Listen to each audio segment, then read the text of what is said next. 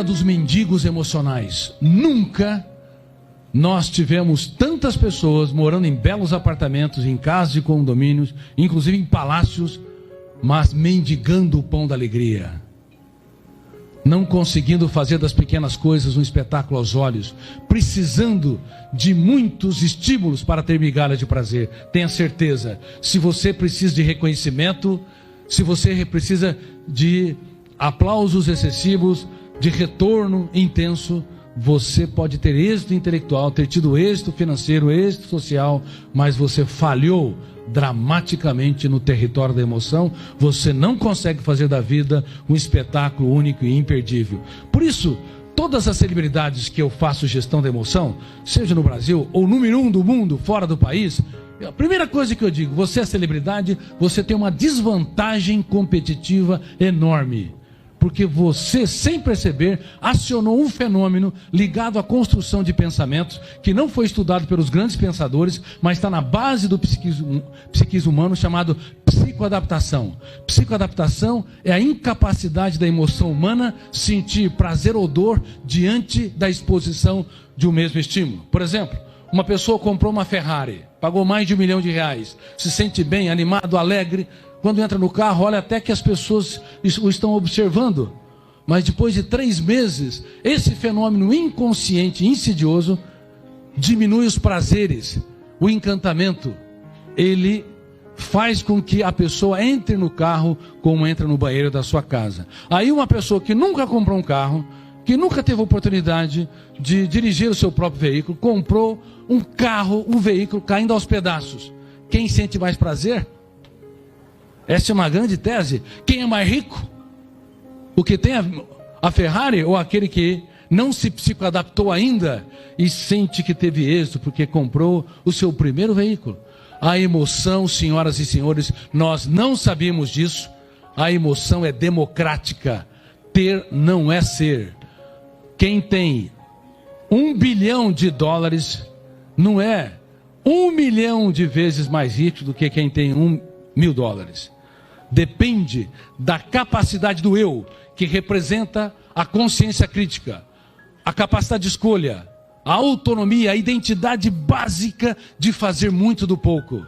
Se uma pessoa fazer muito do pouco, se ele abrir os olhos para enxergar em outras perspectivas o seu filho, sua esposa, sua empresa, os seus problemas, ele abre o leque da sua mente para desenvolver respostas inteligentes nas situações estressantes. Caso contrário, ele se psicoadapta, olha o mundo de maneira míope, porque abre um mínimo de janelas da memória ou de arquivos, consequentemente não acessa milhões de dados para dar respostas inteligentes nas situações estressantes. Eu quero lhes dizer, com muita humildade, que eu sou autor de uma das raras teorias mundiais que estuda essa última fronteira da ciência. Durante mais de 30 anos, aqui no Brasil, onde não se valoriza a pesquisa básica, eu me arrisquei a entrar nessa empreitada desde quando estava no 2º para o 3º ano da Faculdade de Medicina, quando eu caí numa crise emocional, no caos, e eu percebi que as lágrimas que nós não choramos são muito mais cálidas e mais dramáticas do que aquelas que se encenam no teatro do rosto. A partir dali, eu comecei a fazer perguntas corretas. E toda pessoa que quer produzir conhecimentos tem de ter intimidade, não com a arte da resposta. Quem tem intimidade com a arte da resposta, quer responder a respostas rápidas e prontas, exerce uma ditadura intelectual, não consegue abrir o leque da sua mente para ser criativo, reinventivo, para dar respostas inteligentes nas situações estressantes. Bom, eu comecei a perguntar: o que penso? Por que penso? Por que não gerencio os meus pensamentos? O que é o pensamento?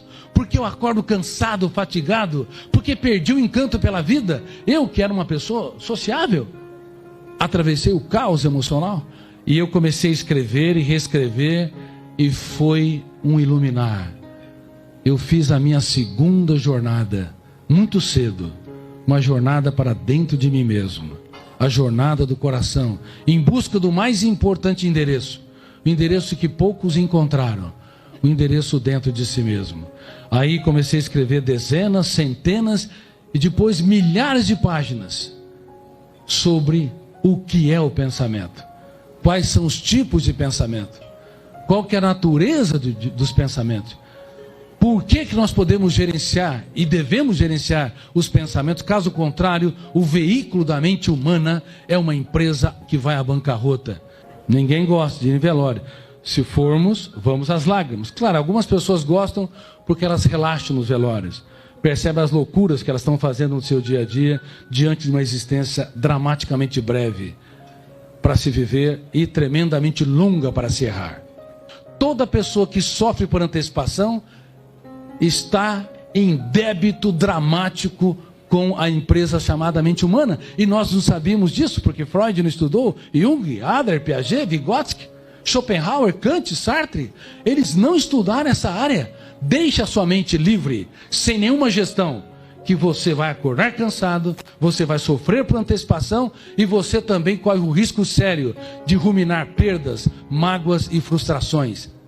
Quando vocês são convidados para entrar numa casa de alguém, vocês obviamente vão contemplar aquilo que tem de melhor, os quadros de pintura, vão contemplar os móveis, se há um jardim, as flores. Alguém aqui teria coragem de entrar no banheiro e enfiar a cabeça na lata do lixo? Ou na cozinha, enfiar a cabeça na lata do lixo? Teriam coragem? Mas o Homo sapiens, que não conheceu e não estudou a última fronteira da ciência, cujo eu é um péssimo piloto da aeronave mental, ele tende a ir na casa chamada personalidade humana e chafurdar na lama do lixo mágoas, perdas, frustrações, rejeições, humilhações e assim por diante. Então eu te pergunto, por que estamos adoecendo rápido e coletivamente? Por que estamos diante da geração mais triste de todos os tempos? Porque nós não trabalhamos as habilidades mais importantes para o eu ser gestor da mente humana,